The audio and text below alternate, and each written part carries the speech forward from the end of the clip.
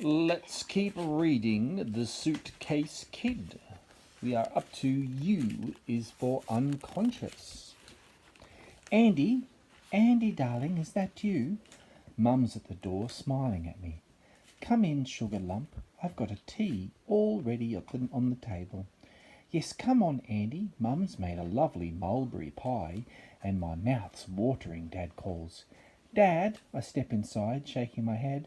Dad, what are you doing here?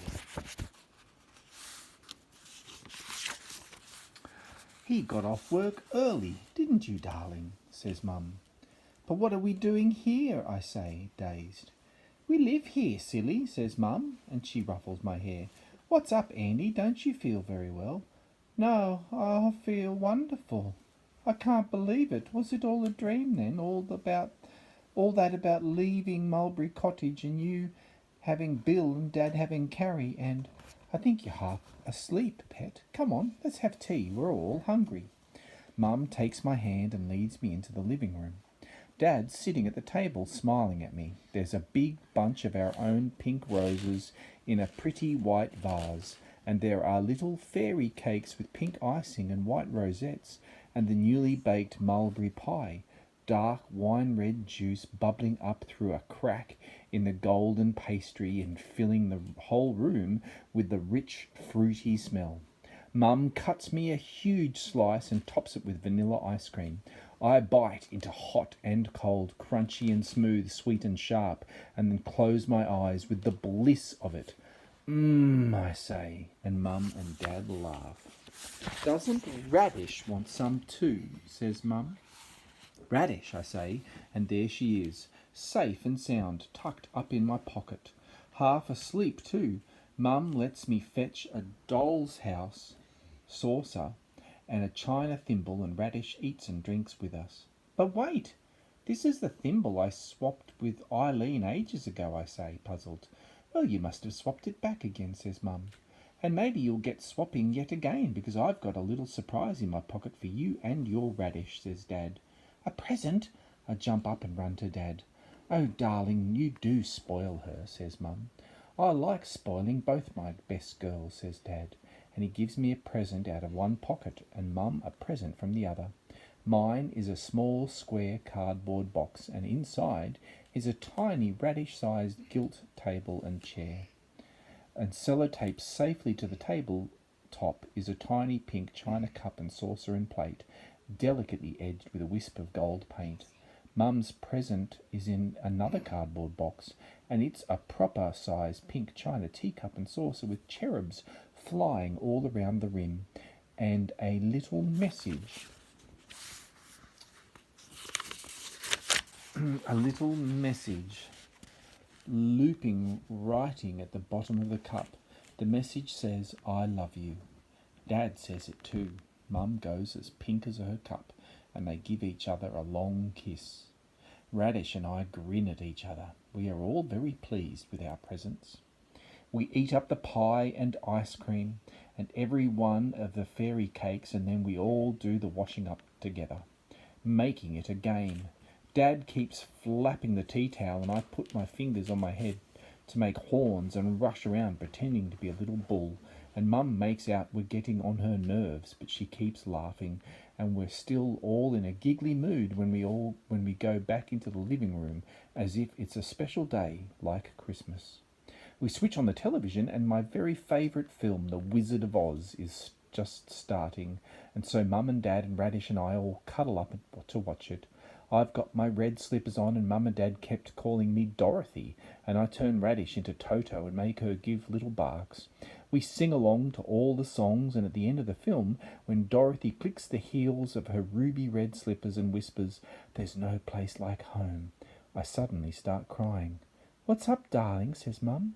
"Don't be sad, little sausage," says Dad. "I'm not sad, I'm crying because I'm so happy," I say, sniffling.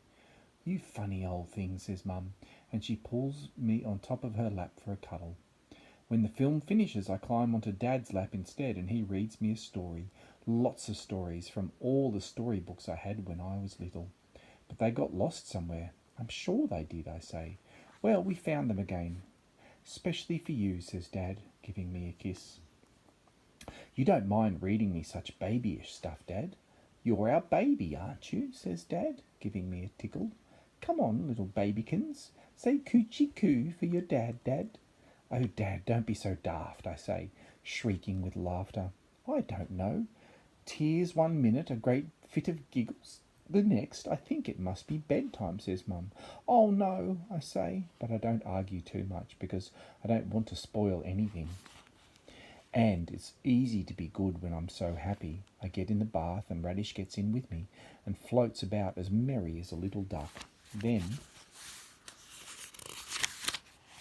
we both get dry and powdered and into our nighties, and then Dad comes and carries me into bed as if I really am a baby. He tucks me up and he tucks Radish up too, and he kisses both our noses, which makes me giggle again.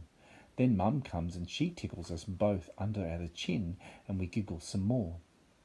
Then Mum and Dad stand arm in arm at the foot of my bed, chatting softly to each other while Radish and I snuggle up. The bed's so soft and I feel so safe with all my own things around me. My own rabbit pictures on the wall, my own wardrobe, my own toy cupboard, my own bookshelf, my own Radish in my hand. My own Mum and Dad right by my bed together. I'm so happy I want this moment to last forever, but I'm so sleepy too and I can't stop my eyes closing, and I know I'm going to sleep, and I'm suddenly worried because I know it can't last and that it's going to be very different when I wake up. And I try to open my eyes wide, but they're so heavy I have to rest them just for 1 second and then they won't open again, and I'm going to sleep in spite of myself. I'm going to sleep. V is for vagrant. I woke up and it was dark and I was so cold and I felt for Radish but I couldn't find her, and then I remembered and I couldn't bear it, and I huddled under an old sack at the bottom of the garden and tried to get back into the dream, and then I woke up again and it was light and I heard someone out in the garden over by the bird table.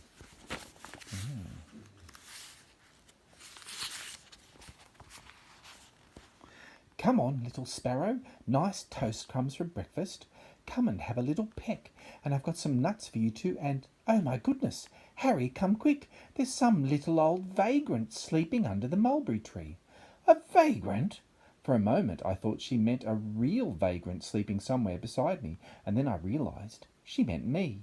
Vagrants sleep rough. They don't have their own bed. They don't have a proper home. Nobody wants them. They keep shifting around and getting moved on, and everyone acts like they're a general nuisance. I'm a vagrant. I scrambled out of the old sack and struggled to my feet, and then I started running, staggering once or twice because I was so stiff. The woman gasped and then called after me, but I wouldn't stop. I couldn't get to the gate open, so I jumped right over it. They'd painted it green instead of black, and when I chanced one last look around, I saw they'd painted the front door green too. It didn't look like my mulberry cottage with the butter yellow front door, but it isn't my mulberry cottage anymore. I ran away, blundering down the road, round corners, along lanes, no longer watching where I was going, not even knowing anymore, just wanting to run and run.